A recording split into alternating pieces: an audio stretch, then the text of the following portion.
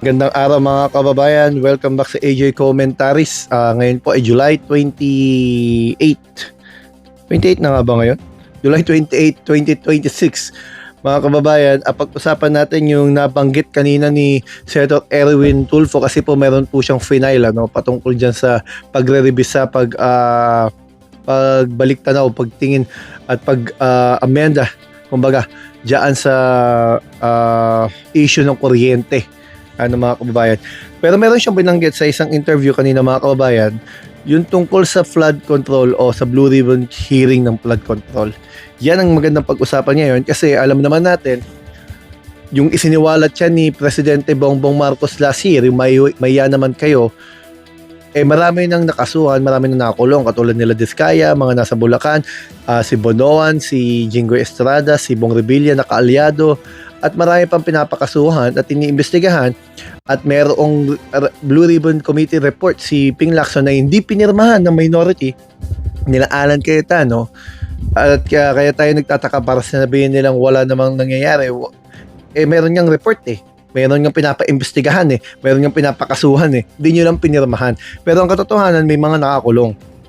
Tapos na ba? Hindi pa. Sinabi rin ni Presidente BBM, hindi pa tapos. At pinapakasuhan na nga mismo yung pinsan niya at hayaan ng hustisya ang humatol kung meron ba siyang ginawa o wala, mga kababayan.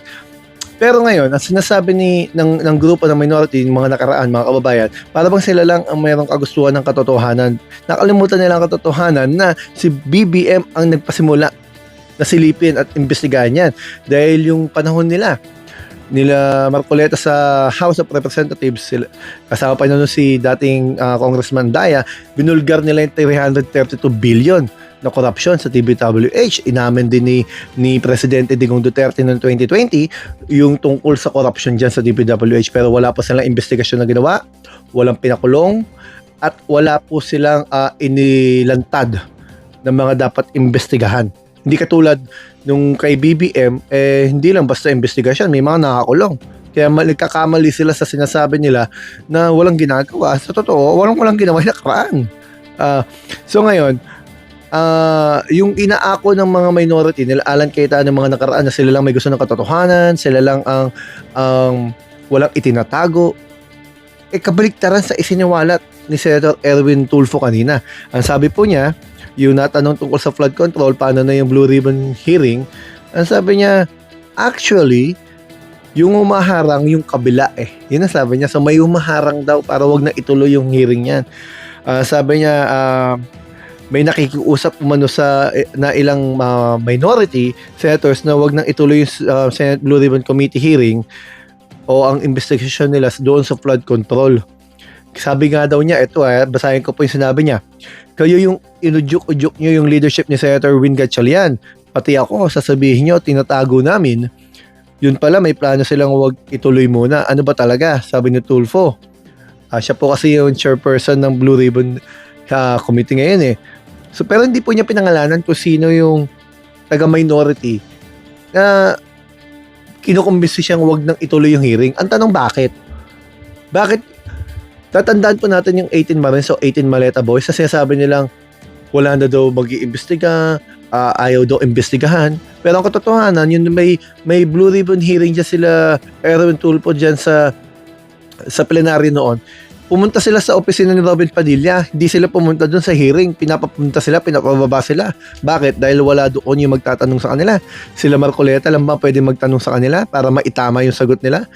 Sabi ni Robin Padilla, tinanong niya sa isang araw sa isang impeachment trial, ano ba daw ang tawag sa isang testigo na pabago-bago ang statement?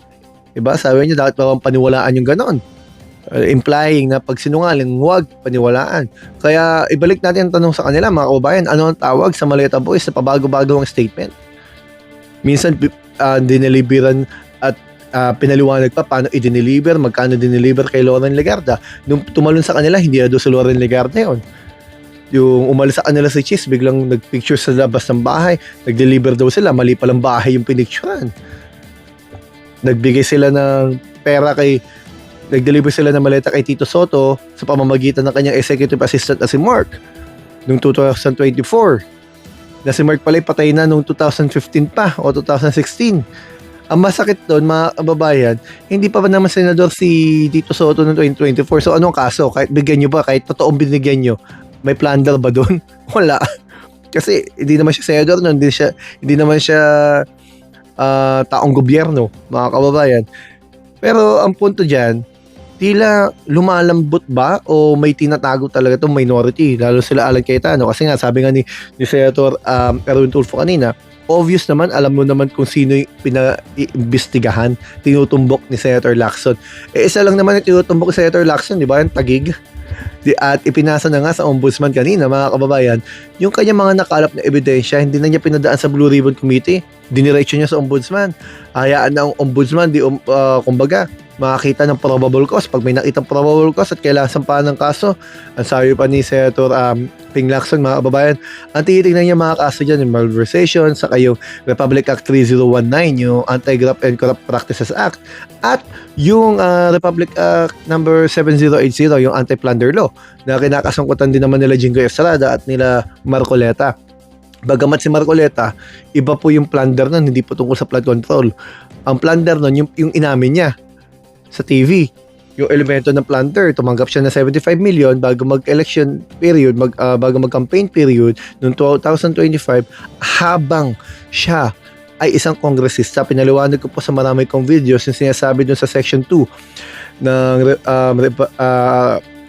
Republic Act number 7080 at doon sa section 1 paragraph D number 2. Yan po, pinaliwanag ko yan sa mga nakaraan kong videos, mga kababayan. Pasok na pasok po si Marcoleta dahil nga, sabi ko nga, tindi na itong abogadong to, binigay sa lahat yung mga elemento na siya ang gumawa. So, kaya nga tanong natin, anong selective justice dun kung may isang tao na gumawa ng krimen at inaamin ng ginawa niya krimen at pinapaliwanag pa niya paano niya ginawa at paano-ano ang mga elemento na para masabi yun nga yung ginawa niya. Binigay niya lahat, pinaliwanag niya lahat. Tapos ngayon, sasabihin nyo, selective justice. Ano gusto ng gobyerno? May umaamin ng krimen, pinapaliwanag paano niya ginawa, sasabihin ng gobyerno, huwag natin kasuhan. Yun ang gusto ng mga DDS, mga kababayan. Dapat tayo mag-isip lang din, mga kababayan. Yung mga kababayan, mga DDS, hindi naman dapat laging bulag, Dapat pag-aralan din natin, may dapat bang investigahan? Ngayon, kung makakalusot siya, hindi nakalusot. Di ba po ba? Kasi simple lang naman yung problema niya dapat election offense lang yun pwede naman kung election offense yun, mga kababayan, pwede naman niyang sabihin na lang niya nagkamali siya sa SOSE, hindi niya na-declare. Kasi ang punto lang naman ni Marcoleta, yung SALN at SOSE hindi tugma dahil yung statements of contributions and expenditures niya wala doon yung hinahanap na halaga na nagastos niya.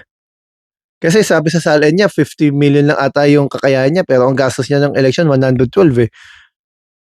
Kung dineklara na lang niya na, kung nag-petition na lang siya sa korte na babaguhin niya yung SOSE niya dahil nagkamali siya, baka ang kaso lang niya election offense, hindi plunder. Napunta pa siya sa plunder.